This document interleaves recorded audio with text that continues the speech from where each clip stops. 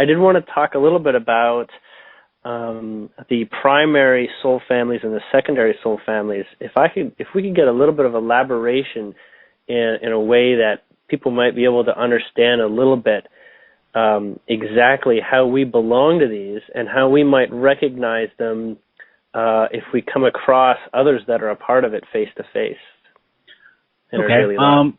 I'll start with the secondary soul families. Okay. Secondary soul families represent the animal spirits that are coming to Earth that have experienced sentience on other planets, but they're here to experience the sentience of the food chain of Earth. Earth is a very unique situation, the way our food chain is set up, the way our time is set up. So many younger spirits, yet very powerful spirits because of their experience, come here to be animal spirits, and many of them become teachers of humans based off of the experiences they've had on other worlds, other suns, other dimensions, and other universes. Those secondary soul families, those 700, represent the brand new things that are migrating to our solar system. Our solar system, being the Galactic Ascension machine, at times will burn people out, quite literally, and they have to take a vacation from the machine itself. So they will bring other people in to temporarily experience here. So there's constantly people aware of how difficult it is to resolve karma based on time wars that have stretched for 52 million years. That's the purpose and function of the secondary soul families, those 7, or the 2,300 primary soul families. Basically equate down to Arcturian, Pleiadian, Orion, Dragaran, so on and so forth, till you get to 2,300 separate alien species that are completely DNA not related, yet have come to this planet and have been interacting over the last 52 million years, so all their DNA is now somehow interreactive within the skin suit technology of this planet. Mm. And is there any particular reason why we can assume that our blood relatives here on the planet may be soul relations or part of our soul family? In the current way we live, the vast majority of people do not have complete soul family in their actual DNA lifetime of this lifetime. The way the forces of domination and control have existed and created a multidimensional plan that stretches from the beginning of this concept was to make sure that everybody doesn't have soul family relations. Because if you do, you complete a soul code, and that group of soul family becomes immensely more powerful because of the nature of this world.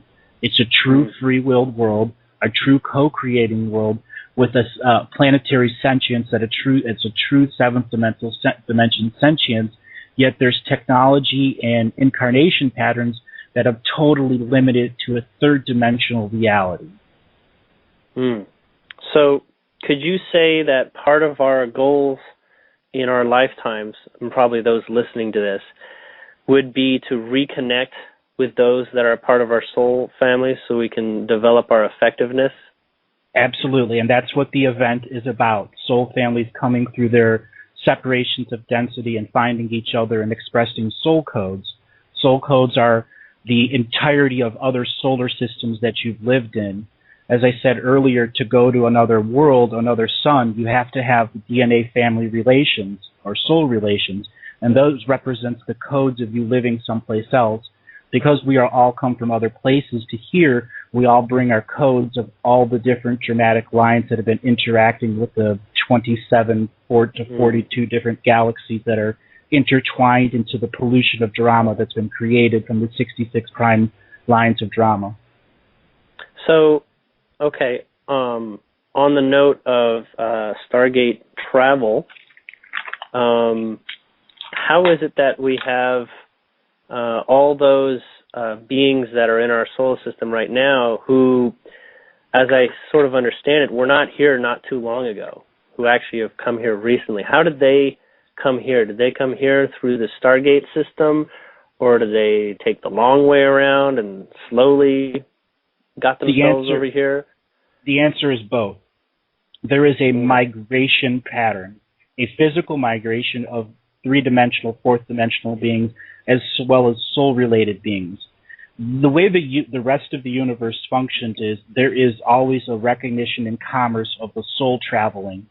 you don't need a body to exist anywhere. You can go to any planet and acquire the DNA body through commerce so you can exist on a planet, or you can physically travel to a planet and allow your energy body or physical body to adjust. So literally, bodies are disposable, and the reason the human skin suit is so literally valuable is because it has all of the DNA soul codes to the vast majority of our universe. So let me clarify again. These soul codes, is it something like if you want to travel to another galaxy or solar system, there's maybe like an IP address, and each code that you get to bring towards you is like one of the digits that completes the address? Yep. Okay. Exactly. A digit that completes the address, which shows you have absolute proof and permission to enter that solar system. So in this place and time, I'm assuming the event has a big part to play here, but what can we do to more quickly discover our soul family relations? Well, that comes down to how much energy you want to be aware of. And the most basic thing is to get out there. Soul codes function through synchronicity. There's an omnidirectional beacon of energy that's constantly within your aura, that's constantly scanning others that have the rest of the code.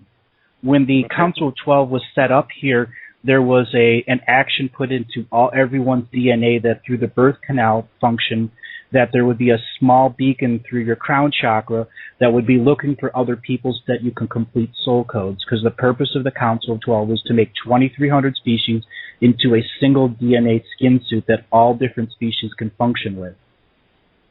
That's the resolution. So the human form, is that what you're referring to? The human form is the resolution of the 66 front lines or prime lines of drama. That's the purpose of the machine.